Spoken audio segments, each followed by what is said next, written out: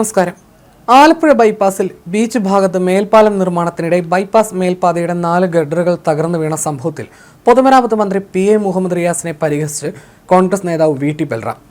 Reel ഇടാൻ മാത്രമല്ല, പണി നടക്കുമ്പോൾ കമ്പിയും സിമെന്റും ഇടുന്നുണ്ടെന്ന് ഉറപ്പുവരുത്താൻ കൂടി ശ്രമിക്കണമെന്ന് ബൽറാം പരിഹസിച്ചു.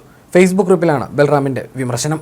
VT ബൽറാമിന്റെ പോസ്റ്റ് ഇങ്ങനെയാണ്: പണി പൂർത്തിയാകുമ്പോൾ വന്ന് റീൽ ഇടാൻ മാത്രമല്ല, പണി നടക്കുമ്പോൾ കമ്പിയും സിമെന്റും ഇടുന്നുണ്ടെന്ന് ഉറപ്പുവരുത്താൻ കൂടി ബന്ധപ്പെട്ടവർ ശ്രദ്ധിക്കണം. കാര്യം ദേശീയപാതയാണെങ്കിലും കേരളത്തിലെ ജനങ്ങൾക്ക് സുരക്ഷിതമായി യാത്ര ചെയ്യാൻ വേണ്ടിയുള്ളതാണ് ഈ റോഡുകൾ.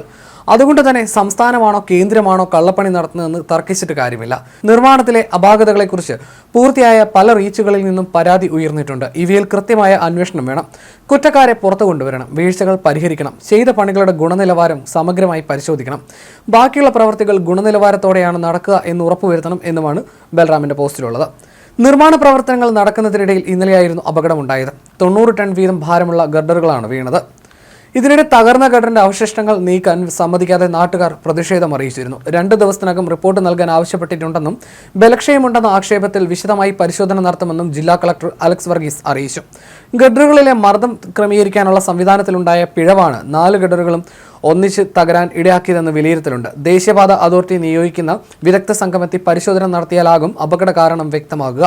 മേൽപ്പാലത്തിൽ വിജയ പാർക്കിന് വടക്ക് ഭാഗത്തെ 17-18 തൂണുകൾക്കിടയിലെ ഗർഡറുകളുടെ മധ്യഭാഗത്ത് വിള്ളലുണ്ടാകുകയും തുടർന്ന് ഒടിഞ്ഞു താഴേക്ക് വീഴുകയുമായിരുന്നു. ഗർഡറുകൾ തമ്മിൽ മധ്യഭാഗത്ത് പരസ്പരം ബന്ധിപ്പിക്കാതിരുന്നതും ഗർഡറുകളും തൂണുകളും തമ്മിലുള്ള ബന്ധിപ്പിക്കൽ ശരിയാകാതിരുന്നതുമാകാം അപകട കാരണമെന്നാണ് പ്രാഥമിക നിഗമനം.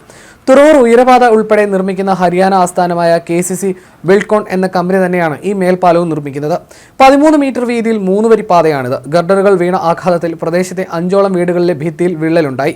സംഭവത്തിൽ അഴിമതിയുണ്ടെന്ന ആരോപണം ഉയർന്നിട്ടുണ്ട്. നിർമ്മാണത്തിന് ഉപയോഗിച്ചിരിക്കുന്ന വസ്തുക്കളുടെ ഗുണനിലവാരത്തിൽ സംശയമുണ്ടെന്നും പരിശോധനകൾ ആവശ്യമാണെന്നും നിർമ്മാണം തുടരണമെങ്കിൽ ഇതുമായി ബന്ധപ്പെട്ട അന്വേഷണം നടത്തി ഗുണനിലവാരം ഉറപ്പുവരുത്തണമെന്നും പ്രദേശവാസികൾ ആവശ്യപ്പെട്ടു.